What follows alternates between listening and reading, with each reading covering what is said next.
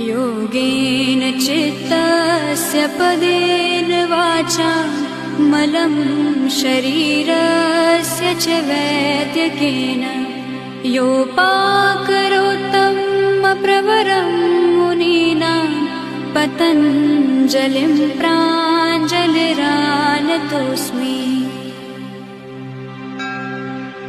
योगेन चित्तस्य पदेन वाचा मलं शरीरस्य च वैद्यकेन योपाकरोत्तं प्रवरं मुनीनां पतञ्जलिं प्राञ्जलिरानतोऽस्मि।